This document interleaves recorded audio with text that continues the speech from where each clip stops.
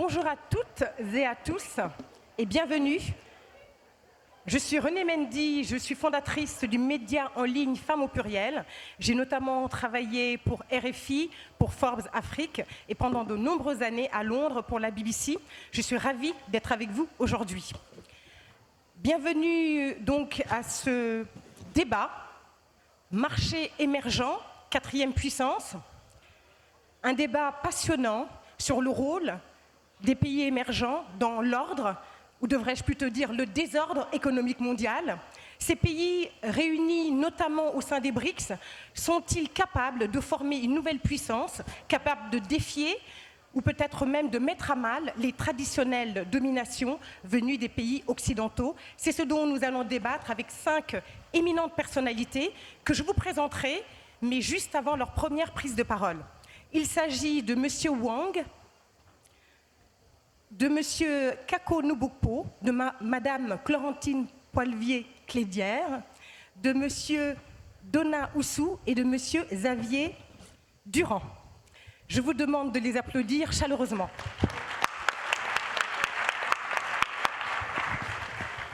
Alors, nous avons également la grande chance d'avoir à nos côtés M. Christian de Boissieu, qui va nous faire l'honneur de poser les enjeux de ce débat.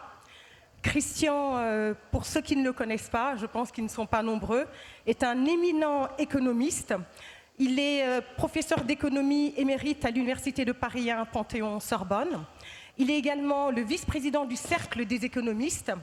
C'est un expert en économie financière. Il a écrit de nombreux ouvrages qui sont devenus des références, dont le tout dernier, La nouvelle guerre des monnaies, que voici et que je vous recommande chaleureusement aux éditions Odile Jacob.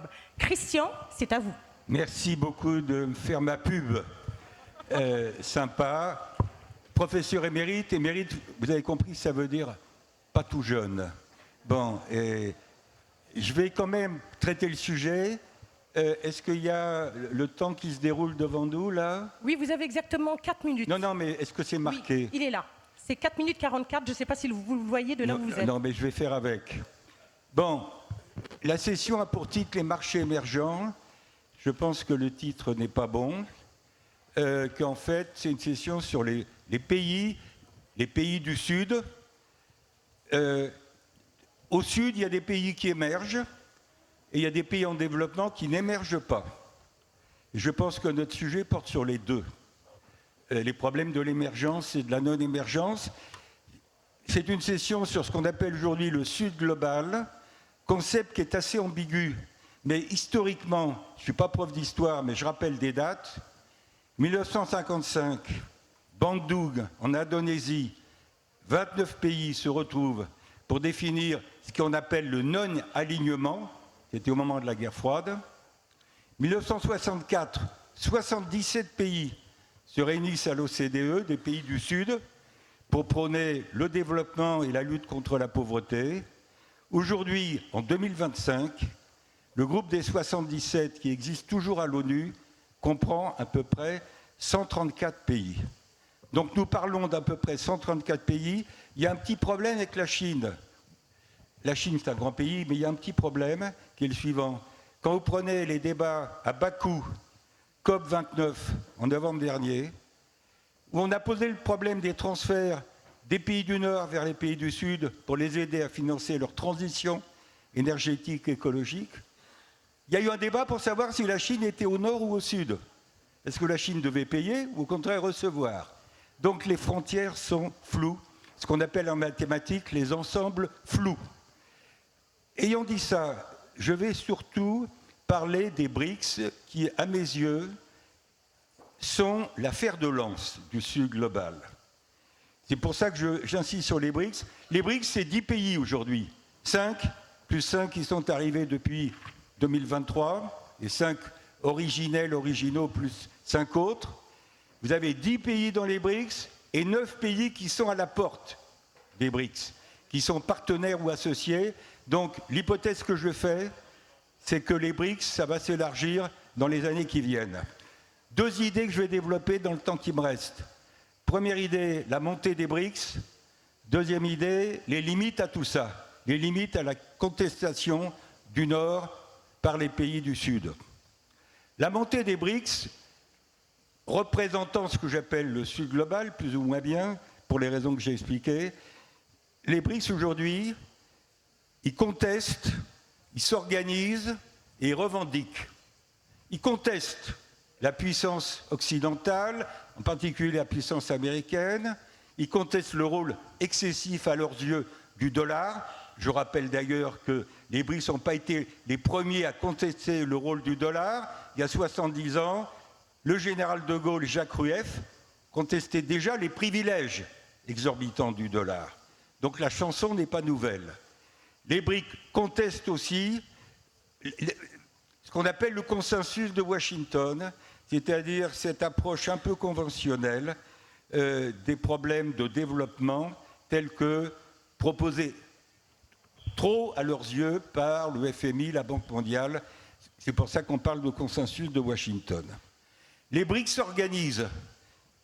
Le Sud global n'a pas d'institution propre aujourd'hui. Les BRICS ont créé des institutions à eux. Vous avez une mini-banque mondiale qui est à Shanghai, qui s'appelle la NDB, la New Development Bank. Vous avez un mini-FMI entre les BRICS, qui s'appelle le CRA, peu importe, je ne vais pas rentrer dans les détails techniques. Vous avez des banques centrales des BRICS qui ont signé des accords de swap entre elles pour coopérer. Et vous avez, point important, les sanctions contre la Russie, qui ont certainement joué un rôle depuis quelques années pour aider à cimenter plus de coopération intra-BRICS, entre la Russie, la Chine, l'Inde, etc. Je ne suis pas en train de dénoncer les sanctions contre la Russie que j'approuve. Je dis simplement, approuver les sanctions, c'est une chose. Ignorer leurs effets, c'en est une autre. C'est deux choses relativement différentes.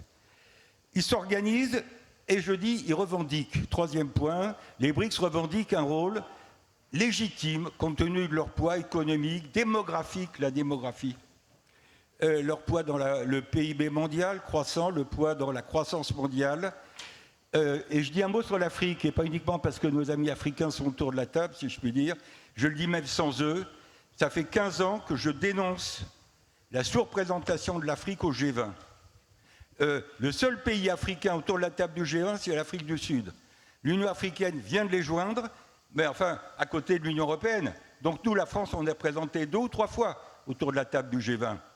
La France, l'Union européenne et la Commission européenne. Quid du Nigeria, quid du Kenya, quid du Sénégal ou de la Côte d'Ivoire. Je passe à mon deuxième point et dernier point. Il y a quand même des limites. Rapidement, cher Christian. Rapidement, il y a quand même des limites à tout ça que je viens de résumer. Première idée, première limite, même les BRICS à 10 et a fortiori quand ils vont s'élargir, c'est un ensemble hétérogène du point de vue économique et politique. Et ils vont être confrontés au même problème que nous en Europe, difficile de s'élargir et en même temps d'approfondir. Je pense que les BRICS vont être confrontés à ce problème. Deuxièmement, vous avez à l'intérieur des BRICS une bataille pour le leadership entre la Chine, l'Inde, la Russie, et donc il va y avoir des débats là-dessus. Troisième, les limites à la dédollarisation. Je regarde ça de près aujourd'hui, la dédollarisation, je ne la vois pas dans les parts de marché, les différentes monnaies dans le monde. C'est plus une velléité politique, une réalité économique. Et dernier point, je dirais, moi, je pense que dans les BRICS, même si aujourd'hui il y a 3 pays africains, l'Afrique du Sud, l'Éthiopie et l'Égypte, je pense que l'Afrique ne joue pas un rôle suffisant dans l'organisation du Sud global. Merci de votre attention. Merci beaucoup, Christian, d'avoir rappelé ces faits historiques et également le fait que ces faits nourrissent les ambitions du Sud global. Mais vous avez également bien rappelé les limites de cette revendication. Je vais maintenant rapidement vous présenter M. Wang, qui est président du CATEC, un groupe de réflexion de haut niveau rattaché au ministère chinois du Commerce. Titulaire d'un doctorat en ingénierie, il a occupé plusieurs postes de direction au ministère et a servi comme ambassadeur du Chine au Rwanda. Il possède une vaste expérience dans les domaines académiques, la coopération locale et les missions diplomatiques. Monsieur Wang, je vais me tourner vers vous, entre guillemets, vers la Chine.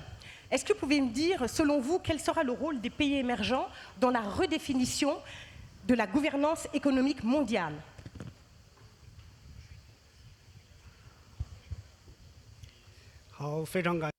Merci beaucoup, Madame la modératrice. Je vais répondre en chinois. Je suis ravi de participer aux rencontres économiques d'Aix.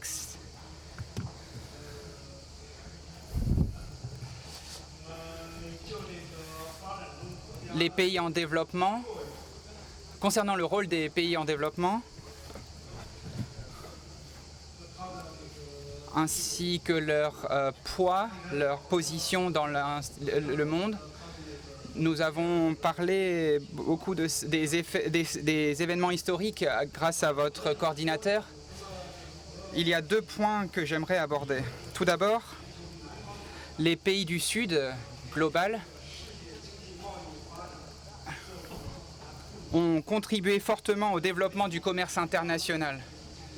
Et ils ont également contribué au système international un système de commerce international. Ils ont promu les échanges internationaux. Et on peut faire référence à certains chiffres. Depuis l'an 2000, les pays du Sud global ont connu le volume des échanges ont été multipliés par 4. Et leur poids dans l'économie mondiale atteint aujourd'hui 40%. Les pays des BRICS comptent aujourd'hui 11 membres et leur superficie représente 32% de la superficie mondiale et leur population est particulièrement importante. Leur PIB représente 18% du PIB mondial. On pourrait dire qu'ils sont une force considérable. Notamment le Brésil a assisté au sommet des BRICS. Il joue un rôle particulièrement important dans le système international du commerce. Il promeut la coopération internationale. En tant que représentant de la Chine, j'aimerais parler de la situation de la Chine. La Chine connaît une croissance stable et solide. Notre croissance a connu 5% et l'année dernière de 5,4%. Nous avons pris des mesures après la pandémie de Covid pour renforcer la demande intérieure et encourager la consommation. Et les résultats sont positifs. Nous avons contribué à la croissance économique à hauteur de 30%. J'aimerais parler de 3 points. Aujourd'hui, la Chine est un moteur économique grâce à sa stabilité et la force de sa croissance économique, mais également grâce à le niveau d'ouverture de son économie, ainsi que grâce à ses échanges avec les autres pays. Tout d'abord, le marché chinois continue de s'élargir. C'est déjà le 2e marché de consommation au monde. Et c'est le premier marché d'importation. En Chine, la consommation représente 5 000 milliards de yuans et 2 000 milliards de yuans d'importation. Il est difficile de trouver d'autres marchés équivalents dans le monde. Aussi, entre pays qui était le principal pays de manufacture, aujourd'hui, nous développons vers un marché de consommateurs également. Depuis 2024, les innovations ont promu la montée en gamme de l'industrie, que ce soit dans le train à grande vitesse, l'IA, les véhicules électriques, etc. La Chine connaît des avancées majeures. Troisièmement, la Chine continue de promouvoir rapidement une ouverture de haut niveau. Nous avons pris des mesures pour promouvoir l'ouverture du marché, des investissements, et même une ouverture systématique. C'est-à-dire qu'aujourd'hui, les réglementations, les règles, les standards, les normes s'ouvrent davantage.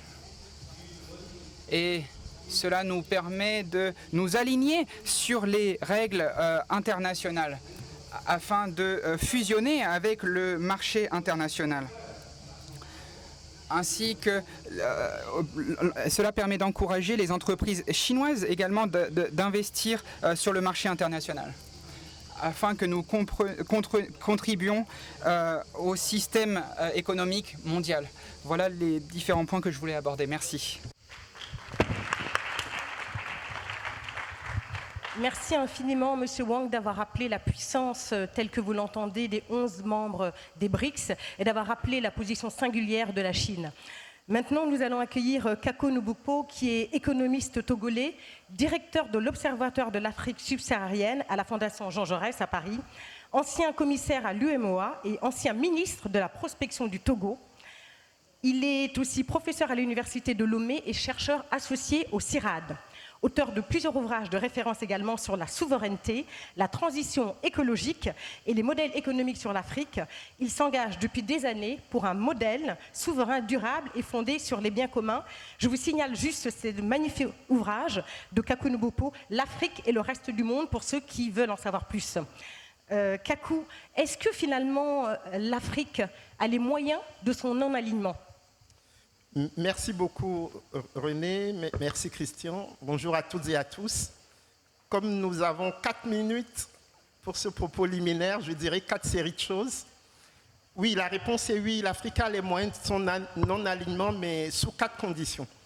La première, c'est la question du travail. Comme vous le savez, on est 1,3 milliard en Afrique, dont 1 milliard de jeunes.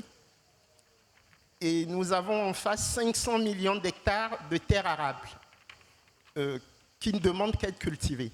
Donc je crois que la question de l'emploi dans le domaine de l'agriculture, c'est quelque chose de fondamental. Deuxième condition, c'est l'effectivité des capitaux.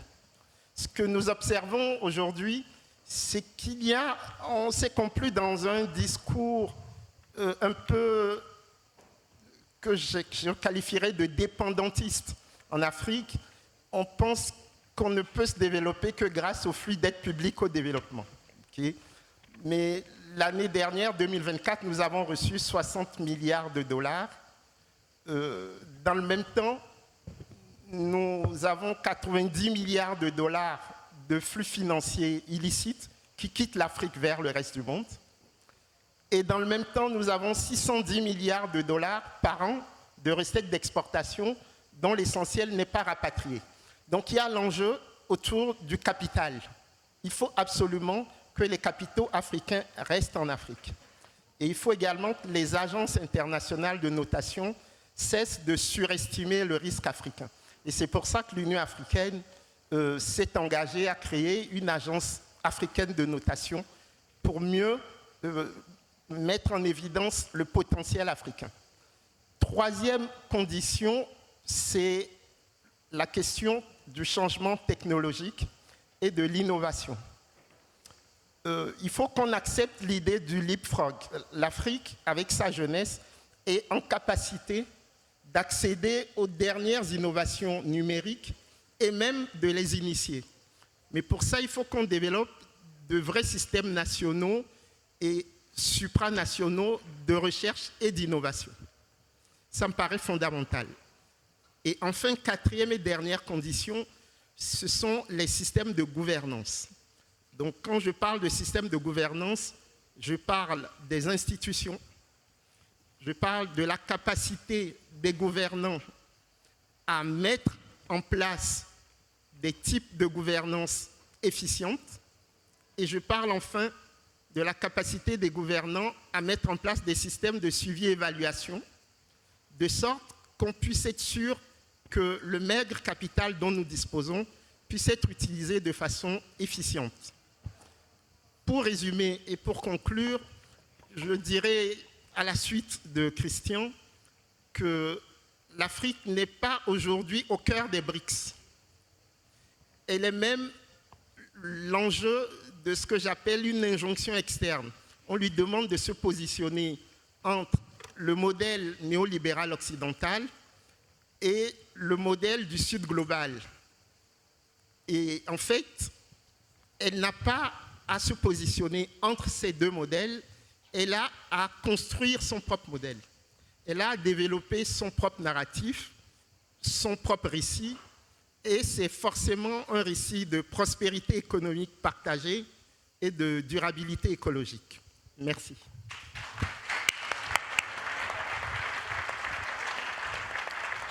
Merci beaucoup pour cet exposé brillantissime, comme d'habitude, Kako.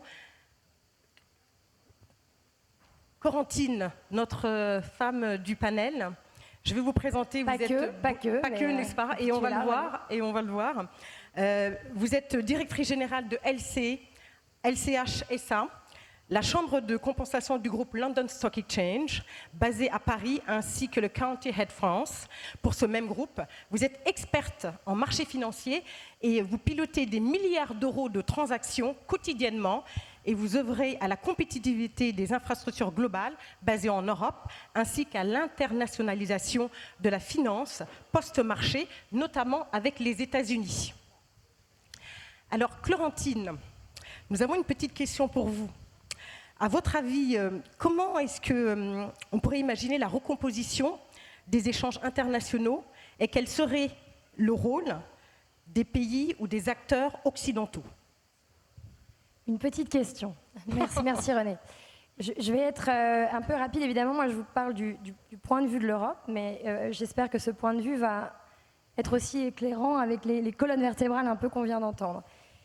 Je vais vous donner deux. Il y a beaucoup de chiffres qui ont été évoqués, donc je ne vais pas en jeter trop, mais regardons cette même problématique depuis notre point de vue et regardons le poids du G7 pour démarrer. Donc vous l'avez peut-être tous en tête, mais le G7, en 2000, c'était 65% du PIB mondial. C'est 43% l'année dernière. Donc la rapidité d'attrition et de diminution du poids du G7 est dans une dynamique qui est implacable. Donc la question de savoir si les marchés émergents vont peser ou pas, c'est une question fermée. Ils pèsent déjà. Pour moi, la vraie question, elle est un peu autre, c'est est-ce qu'ils vont réussir? D'abord, ils vont. On a déjà bien senti que ce n'était pas un bloc, c'est un archipel de trajectoires.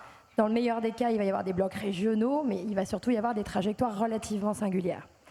Cependant, la vraie question, à mon sens, c'est est-ce qu'ils vont réussir à transformer, alors très clairement leur puissance démographique, surtout pour l'Afrique, leur puissance en ressources naturelles, leur taille, transformer ça en puissance structurée et durable avec ce que moi j'appellerais un pouvoir d'agenda. Parce qu'effectivement, il s'agit aussi de se repositionner pour voir ces marchés influencer la norme.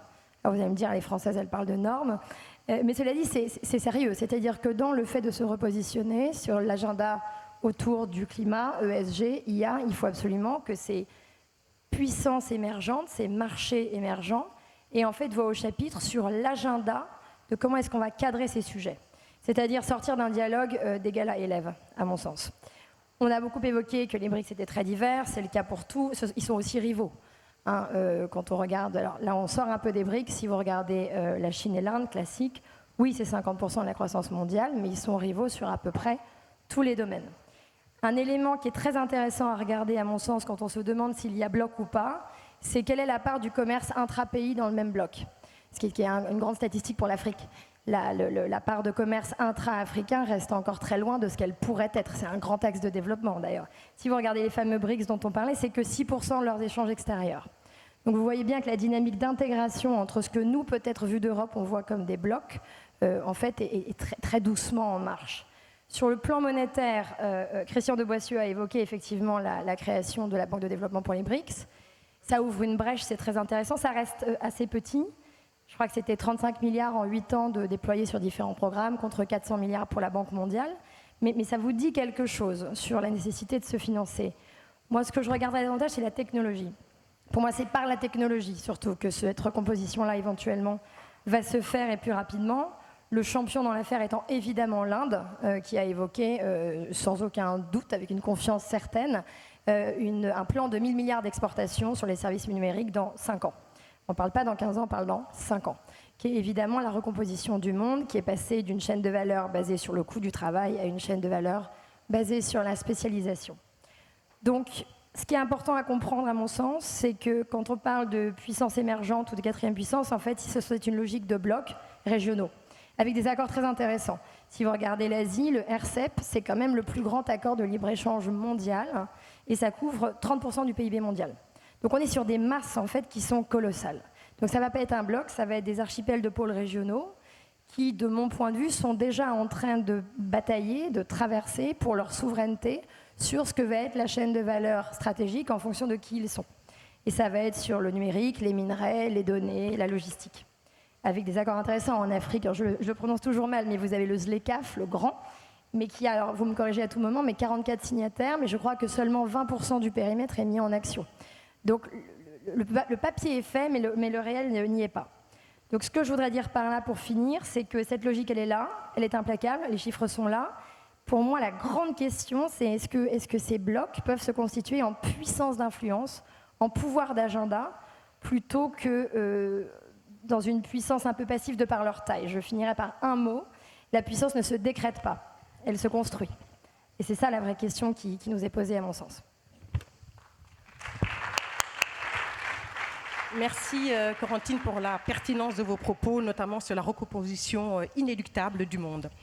Donna Oussou, vous êtes expert en énergie avec plus de 30 ans d'expertise et d'expérience, dont 17 ans dans le nucléaire, notamment en France, chez EDF et au sein de plusieurs gouvernements africains.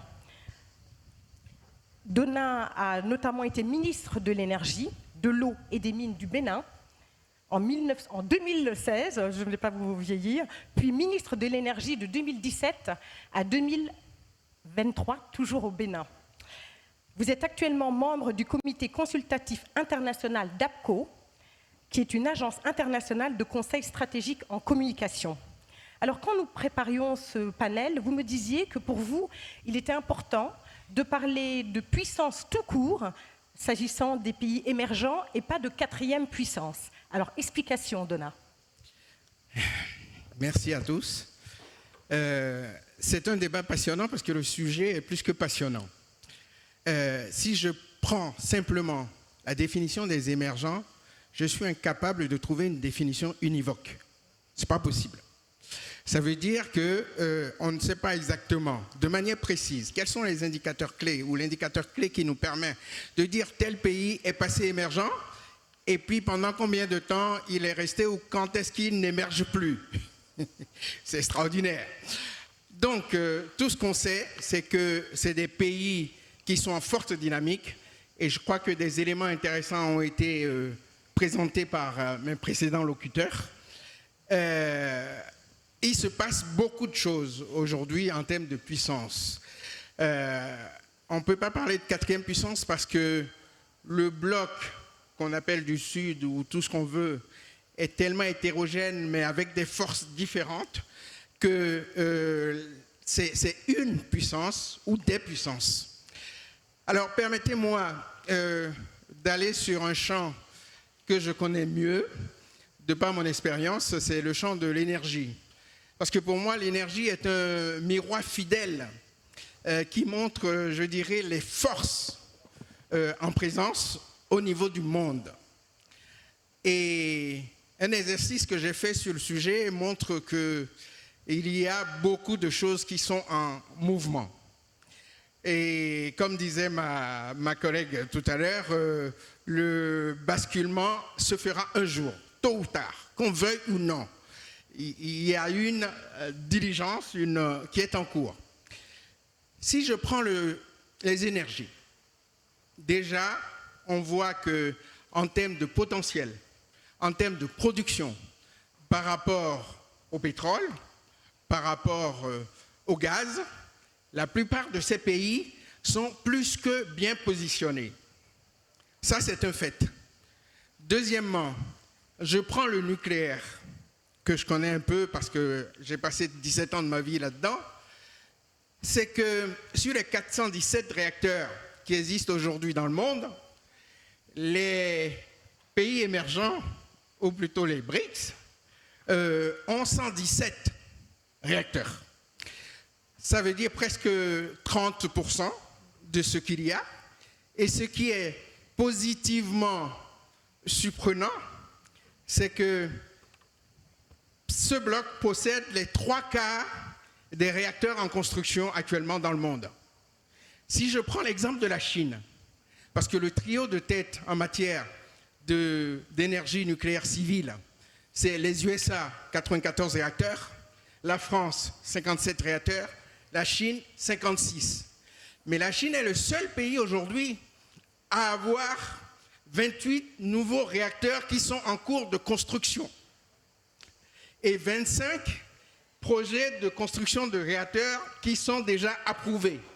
À ce rythme, je donne mon billet que dans 5 ans, le trio va changer, la Chine passera devant la France, ça c'est un point, et dans 10 ans, la Chine passera premier. Ça, c'est incontournable dans cette dynamique-là, parce que c'est des projets de long terme qu'on pense déjà très longtemps en avance. On ne se lève pas un jour en disant « dans 2 mois, je vais construire une centrale nucléaire ». Donc, il y a des avantages dans le sens où ils se préparent pour avoir une véritable force énergétique pour accompagner leur développement. Ensuite, si je prends les barrages hydroélectriques, j'ai regardé sur les 10 barrages les plus puissants du monde. En fait, il y en a 8 qui sont dans les pays émergents. En tête, la Chine, qui a son plus grand barrage, qui est le barrage des Trois Gorges, qui fait 22,6 gigawatts de puissance. 22,6 gigawatts de puissance, alors que tout le parc nucléaire français pèse pour 61 gigawatts. Autrement dit, rien qu'un barrage hydroélectrique dans un de ces pays-là est déjà plus que supérieur à je ne sais pas combien de réacteurs nucléaires, en plus de tout ce qui est fait dans la dynamique de construction des réacteurs. Au niveau production, donc, ils sont au rendez-vous. Que ce soit la Chine, que ce soit l'Inde, que ce soit la Russie, etc., etc. Mais ce qu'il faut noter, et c'est extraordinaire également, et ça vient renforcer cette puissance, qu'on peut comparer ou pas, c'est que le potentiel d'uranium dans le monde, ce bloc possède plus de 60% de ce combustible qui permet donc de produire de l'électricité nucléaire. Donc, ça veut dire quoi? Que pour moi, tous les voyants sont au vert. La difficulté, comme ont dit plusieurs personnes tantôt, c'est que ça fait un bloc hétéroclite. Il faut qu'ils trouvent les moyens d'accorder une gouvernance capable de renforcer leur puissance. Et quand on voit la transition énergétique poindre avec les puissances en énergie nucléaire, en barrages hydroélectriques, etc., ils sont outillés pour une transition énergétique, pour moi, efficace dans l'avenir, à condition qu'ils travaillent sur comment financer à travers des fonds verts qu'ils vont créer pour eux-mêmes, par eux-mêmes. Voilà, en tout cas, une véritable puissance. Et la question méritait d'être posée, mais elle n'est pas manichéenne. Merci. Merci beaucoup d'avoir partagé notamment votre expertise en matière d'énergie nucléaire. Je me retourne maintenant vers Xavier Durand, qui est diplômé de l'École polytechnique et des ponts et chaussées. Il a mené une longue carrière internationale au sein du groupe General Electric, dirigeant des activités financières dans une trentaine de pays, en Europe, en Asie et aux États-Unis. Depuis 2016, il est directeur général de Coface, acteur mondial de l'assurance crédit, et expert de la gestion du risque de crédit dans plus de 100 pays. Alors, question générique pour vous, peut-on véritablement, à votre avis, parler de quatrième puissance quand on parle de ces pays émergents? Bonjour et merci de cette invitation. Alors, j'ai fait comme tout le monde, j'ai écouté la question et j'ai essayé de comprendre quelle était la question posée. Donc, quatrième puissance veut dire qu'il y en a 3 autres. Il me paraissait évident qu'on comptait là-dedans les États-Unis, l'Europe et la Chine. Donc je me suis posé la question de savoir qui étaient ces pays, qui n'étaient donc dans aucun de ces 3 blocs-là, et qu'est-ce qu'ils représentent dans l'économie mondiale. Et comme beaucoup d'entre vous l'ont souligné, eh bien, on peut véritablement parler de puissance au sens de quantité. Si vous prenez tous ces pays-là, vous enlevez bien sûr le Japon, l'Australie et la Corée, vous trouvez 69% de la population mondiale, vous trouvez 80% des jeunes de moins de 25 ans dans le monde. Vous trouvez 40% de l'économie mondiale, et c'est en hausse de 10 points depuis les années 2000. Vous trouvez un taux de croissance annuel de 5% contre 3,5% pour l'ensemble du monde. Et vous trouvez 30% des échanges internationaux mondiaux qui sont faits au sein de ces blocs. Soulignons quand même le rôle de la Chine comme pivot au niveau de l'Asie dans ces échanges. Alors, clairement, ça fait puissance, c'est-à-dire que c'est gros, c'est important. On ne peut pas faire sans, on ne peut pas l'ignorer, et demain ça va compter. Mais quand on parle de puissance, il y a plusieurs dimensions, et ce n'est pas juste la taille. Ce ne sont pas des pays qui représentent une puissance militaire, au sens d'une coordination de moyens avec une intention stratégique. Il n'y a pas non plus de cohérence diplomatique très forte. Je peux dire on pourrait dire que le point principal qui les anime, et ils sont tous dans des situations, on l'a dit, très différentes, certains producteurs de matières premières, d'autres importateurs, sur des matières premières d'ailleurs complètement différentes, c'est qu'ils remettent volontairement, bien volontiers en cause le modèle occidental et le refus d'une hégémonie de l'une ou l'autre des trois premières puissances. Donc il y a au sein de ces pays des alliances, je dirais, pragmatiques, autour de différents sujets, naviguant entre coopération avec l'Occident ou bien rapprochement avec la Chine selon les sujets, selon les circonstances, selon les géographies. Je pense qu'il y a pour moi plutôt lieu de parler de première contre-puissance plutôt que quatrième puissance.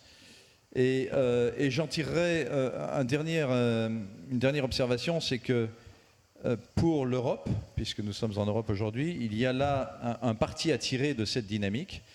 L'Europe aujourd'hui a pour elle, bien sûr, beaucoup d'inconvénients, mais c'est l'avantage d'être perçue comme peut-être plus lisible, peut-être plus stabilisatrice d'une certaine façon. Je pense que ça offre des opportunités pour nous en Europe. Et donc je soutiendrai cette notion de première contre-puissance, dont ça ne veut pas dire qu'elle n'évoluera pas et qu'elle ne deviendra pas une puissance en elle-même, mais je crois qu'il va falloir beaucoup de temps et qu'on en est loin. Merci beaucoup Xavier pour la pertinence de vos propos. Je vais maintenant demander rapidement à chacun des intervenants de réagir en 30-40 secondes à ce qu'ils ont entendu des autres intervenants. On va commencer par Monsieur Wang.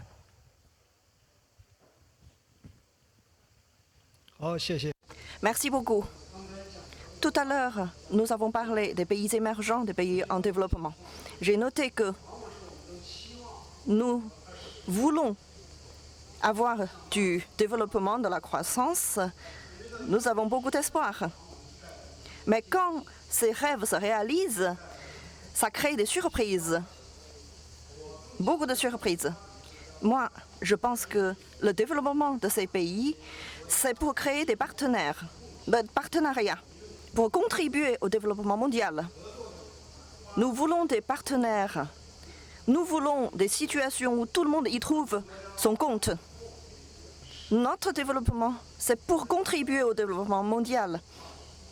Tout à l'heure, vous avez parlé de beaucoup d'exemples, mais dans le contexte de l'OMC, je pense que les pays en développement ont beaucoup contribué à la création des accords. Il y a beaucoup d'accords qui ont été créés grâce à ces pays. Et nous promouvons ainsi une meilleure structure économique. Merci. Oui. Avec tout ce que j'ai entendu, de toute façon, rien ne sera plus comme avant. Et ce n'est même pas une revendication de ces pays-là. Je dirais que c'est le cours normal de l'histoire. Alors, ceux qui sont, entre guillemets, puissants aujourd'hui, en voyant devant, il faut que les modes de coopération évoluent pour pouvoir leur permettre de continuer dans cette dynamique-là et que les autres aussi puissent poursuivre cette nouvelle dynamique qui va amener de toute façon globalement à réinventer de nouveaux modes de coopération mondiale. Merci. Merci. Brièvement, Kako, votre réaction? Oui, je crois que ce qui peut faire consensus suite aux propos des uns et des autres, c'est la nécessité d'émergence d'un multilatéralisme qu'on pourrait qualifier à géométrie variable. C'est-à-dire que ce qu'on observe aujourd'hui avec l'administration Trump et les mesures que cette administration prend, le fait que les États-Unis n'ont toujours pas nommé de juge au sein de l'organe de règlement des différends de l'OMC, le fait que les États-Unis aient refusé de participer à la toute dernière conférence sur le financement du développement qui s'est tenue à Séville en début de cette semaine, prouve que le multilatéralisme tel que nous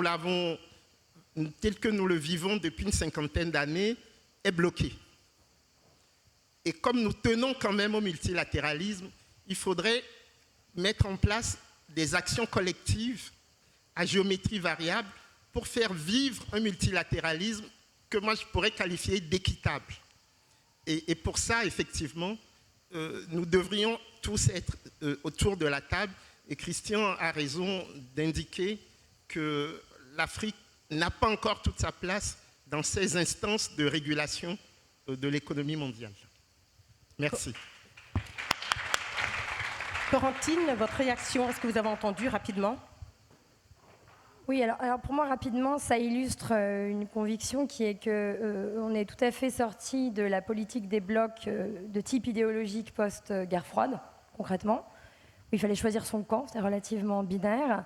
Le monde émergent pris dans cette logique, dans une grande part, pour être dans une logique d'accord par dossier. Mais il y a un risque quand même à ça, c'est une hyperatomisation. Parce que pour que les marchés émergents, même s'ils sont tellement nombreux que la qualification est un peu abusive, mais pour qu'ils puissent se développer, il faut quand même avoir des logiques régionales. Donc je dirais très intéressant de voir la fin de la ligne idéologique un peu imposée, puisque ça permet à des acteurs d'enfin recomposer leurs accords selon leurs intérêts stratégiques. Et là, il y a des nouveaux partenariats qui sont intéressants à passer et qu'il faut regarder. Mais attention à l'hyperatomisation opportuniste par dossier, parce qu'on aura un paysage trop fragmenté pour qu'il puisse vraiment créer du développement. Merci. Xavier, même punition.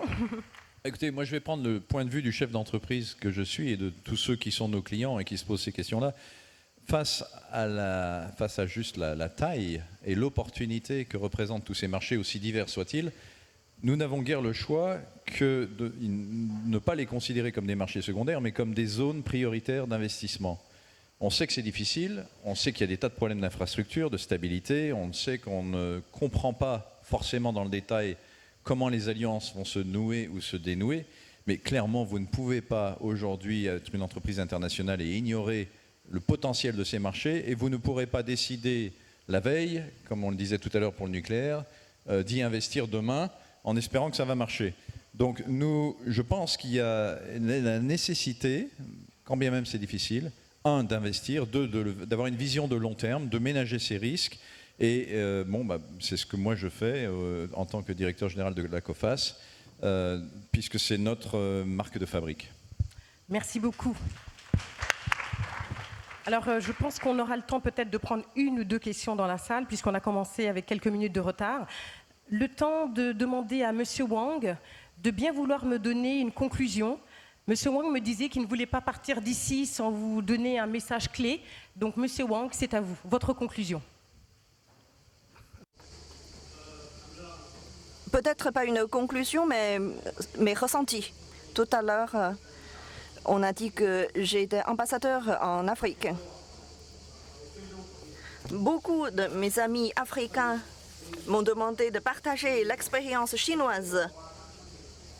Je pense que c'est rien que de coopération, de partenariat. Dans le monde d'aujourd'hui, comment peut-on trouver le partenariat gagnant-gagnant? Je pense qu'il faut être pragmatiste. Nous voulons défendre des bénéfices mutuels. Nous défendons l'inclusion et l'ouverture et de renforcer des coopérations. Il faut que tout le monde y trouve son compte. Actuellement, ce qui compte, c'est de protéger la chaîne de production. Ça, c'est ce que nous devons faire, tous et toutes. Parce qu'il y a beaucoup de facteurs qui peuvent impacter cette chaîne. Mais comment peut-on surmonter ces défis? Nous devons nous baser sur des règles de marché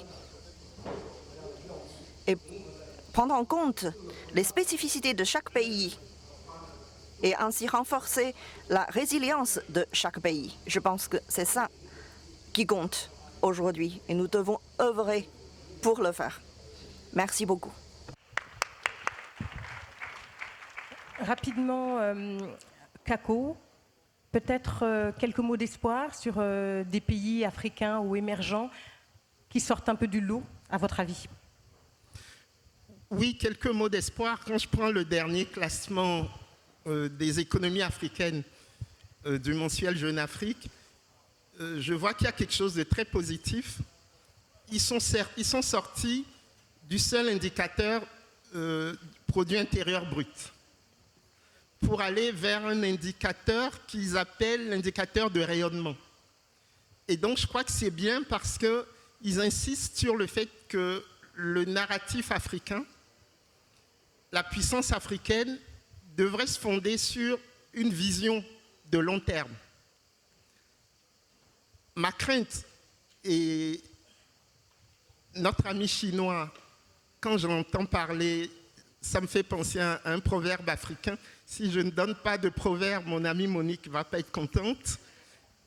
Il y a un proverbe africain qui dit « On ne peut pas raser la tête de quelqu'un en son absence ». Mais quand j'entends mon ami chinois me dire qu'il ne veut qu'une coopération gagnante-gagnante entre la Chine et le Togo, j'ai l'impression qu'il veut me raser ma tête en mon absence. Et donc l'idée, c'est que nous devons être attentifs pour que nos populations africaines soient les premières bénéficiaires de toutes les coopérations que nous devons mettre en place, que ce soit avec le monde occidental qu'avec les BRICS. Et mon signal, c'est qu'il faut absolument que l'Afrique engage la transformation structurelle de son économie. Ce n'est malheureusement pas ce que nous observons à l'heure actuelle, parce que toutes les statistiques tendent à dire que l'Afrique est en train d'être reprimarisée. C'est-à-dire que les enjeux de la transition numérique et écologique font qu'il y a des minerais stratégiques dont le reste du monde a besoin et qui sont pour l'essentiel en Afrique. Ce qui fait que si on va dans ce sens, nous allons continuer malheureusement à être simplement des pourvoyeurs de matières premières pour le reste du monde. Merci.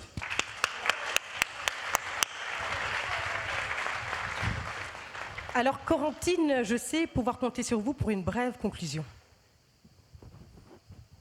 Oui, non, j'ai été absorbée par le fait de potentiellement casser le cercle et repartir sur le piège en fait de la matière première pure.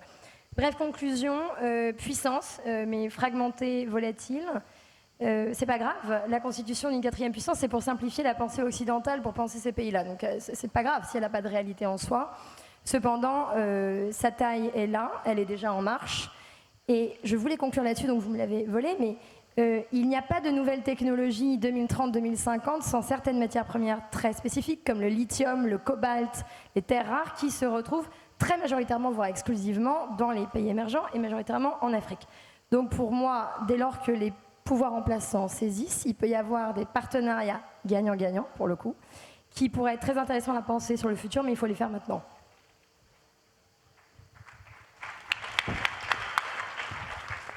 Donat ? Oui. D'abord, j'ai revu le thème de la session 13. les marchés émergents à la 4e puissance.